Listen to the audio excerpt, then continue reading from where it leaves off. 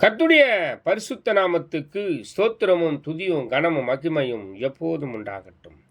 இந்த நல்ல 7ஆம் மாதம் 30ஆம் தேதியை காண செய்த தேவாதி தேவனுக்கு கொடான கோடி ஸ்தோத்திரம்.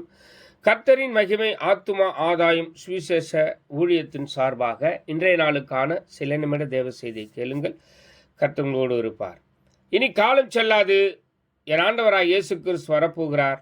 ஆயத்தமாயிருங்கள். அநேகரை ஆயத்தப்படுத்தி ஆண்டவர் பக்கமாய் திருப்புங்கள். பக்கத்துணையாய் கர்த்தர் இருப்பார்.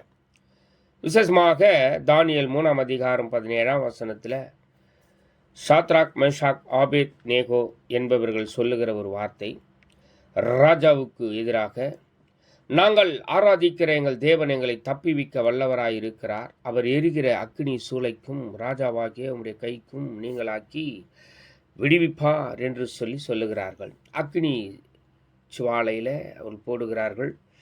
போடுகிற வேளையில் அவனுடைய பார்வையில், யார் சொன்னது? ராஜா.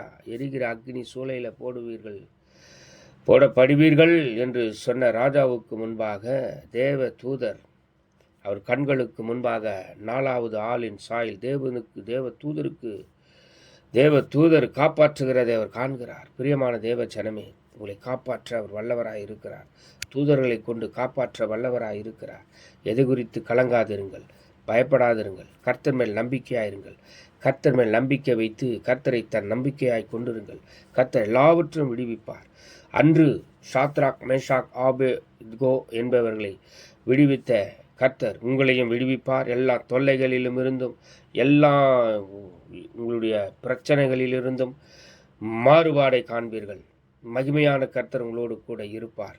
எது குறித்தும் கலங்காதிருங்கள். God bless you. கர்த்தர் தாமே உங்களை ஆசீர்வதிப்பார். ஆமென்.